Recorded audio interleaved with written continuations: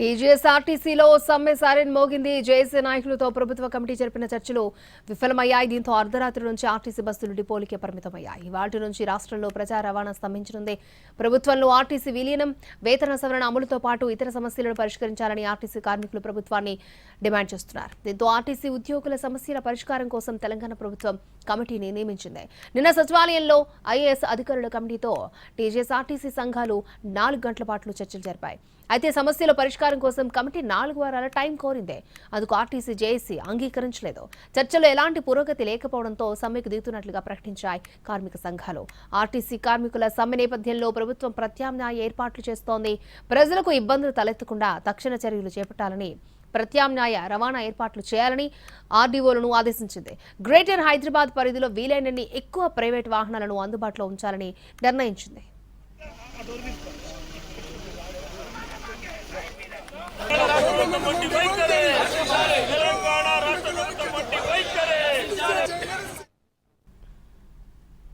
ఉమ్మడి నల్గొండ జిల్లాలో ఆర్టీసీ బస్సులు డిపోలకే పరిమితమయ్యాయి. ఉమ్మడి జిల్లాలోనే 7 డిపోల్లోని ఆర్టీసీ బస్సులు డిపోలకే పరిమితమయ్యాయి. ఎలక్ట్రికల్ బస్సులు, హైర్ బస్సులు సర్వీసులు మాత్రం యథావిధిగా కొనసాగుతున్నాయి. తమ డిమాండ్లను సాధించుకునేంత వరకు సమ్మె కొనసాగిస్తాము అంటున్న కార్మిక సంఘాల నేతలతో మా ప్రతినిధి విజయభాస్కర్ ఫేస్ టు ఫేస్.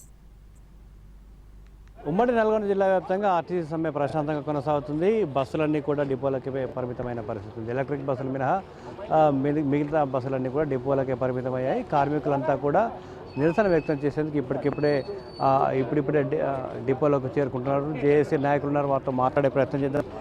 ఎలా ఉంది ఉమ్మడి నల్గొండ జిల్లా వ్యాప్తంగా సమ్మె ప్రభావం ఎలా ఉంది? చాలా బాగుందండి, చాలా బాగుంది. ఎందుకంటే ఈ సమ్మె అనేది దాదాపు 2 సంవత్సరాల నుంచి మేము వాస్తవాలు మొత్తం కూడా మరి ప్రజల్లోకి వెళ్ళి మేము చెప్పిన తర్వాత కూడా ఈరోజు కూడా ప్రభుత్వం మాత్రం చేయిస్తుందని చెప్పి మేము భావిస్తూ ఉన్నాం. ఎందుకంటే గత ప్రభుత్వం ఏదైతే చేసిందో ఆ గత ప్రభుత్వం చేసిన దాన్ని మరి ఈ ప్రభుత్వం అయితే రాబోయే ప్రభుత్వంలో మరి ఇక్కడనే మరి రేవంత్ రెడ్డి గారు క్లాక్ టవర్ దగ్గరనే మాకు ఎన్నో విషయాలు తప్పకుండా అన్యాయం చేసింది ఆ ప్రభుత్వం. ఈ ఆర్టీసీని ప్రైవేట్ పరం చేయబోతూ ఉంది. మీకు రావాల్సిన న్యాయమైన డిమాండ్ చేయలేకపోతుంది కాబట్టి తప్పకుండా చేస్తానని చెప్పి హామీ ఇచ్చి మేనిఫెస్టోలో పెట్టిన సమస్యల్ని మేము వాళ్ళైతే పెట్టిన వాటిని మేము చేయమని అడుగుతున్నాం తప్ప వేరే కాదు. మరి దాని గతంలో కూడా ఒకసారి మేము సమ్మె నోటీస్ ఇవ్వడం జరిగింది.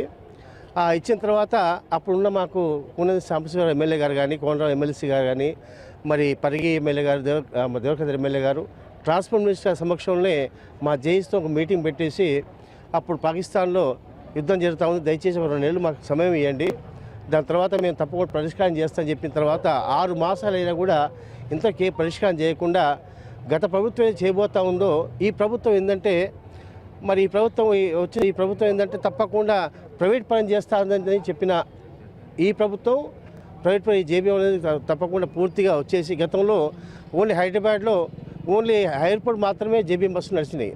కానీ ఈరోజు దాదాపుగా మన జిల్లాలో దాదాపుగా 76 ఈ డిపోలు, దాదాపు 65 సూర్యాపేట డిపోలు, 12 మిర్యాల డిపోలు మొత్తం పెట్టేసి పూర్తిగా ఏంటంటే గతంలో ఉన్న హైర్ బస్సులు అయితే ఉన్నాయో గతంలో హైర్ బస్సులు ఉన్నాయి, వాళ్ళు బయట మాత్రమే బస్సు పెట్టేవాళ్ళు. కానీ ఈరోజు ఏంటంటే జేబీఎం అయితే పెద్ద బడా పారిశ్రామికవేత్తలకి మా డిపోలు వాళ్ళకి ఇస్తూ ఉన్నారు. మేము అంటా ఉన్నాం తప్పకుండా మేము ఎక్కడ కూడా ఎలక్ట్రిక్ బస్సు వ్యతిరేకం కాదు, ఎలక్ట్రిక్ బస్సు పెడదాం, కానీ మీరు ప్రైవేట్ వాళ్ళకి ఇచ్చేసి పూర్తిగా ఉన్న ఆస్తులు మొత్తం కూడా వాళ్ళకి ఇచ్చేసి చేస్తూ ఉంది కాబట్టి తప్పకుండా అడ్డం చెప్తా ఉన్నాం. ఉమ్మడి జిల్లాలో మొత్తం 7 డిపోలు ఉన్నాయి. ఎలక్ట్రిక్ బస్సులు లేని చోట, హైర్ బస్సులు లేని చోట ఎలా ఉంది మీ సమయ ప్రభావం? తప్పకుండా 100% ఎందుకంటే ఇలా కొన్ని యూనియన్లు కావాలని చెప్పేసి ప్రభుత్వం కొంతమందిని కొంచెం అటు చెప్పినా కూడా వర్కర్లు అయితే ఉందో వర్కర్లు యూనియన్ కాదు, నాయకుడు కాదు, ఎవరైతే సమస్యలు కొట్లాడటానికి ముందుకు వచ్చిన వాళ్ళ వెంబడి వర్కర్లు మొత్తం ఉన్నారు. అయితే ఈ జేఏసీ ఉందో ఈ జేఏసీ దాదాపు 2 సంవత్సరాల నుంచి మరి పోరాడుతూ ఉంది.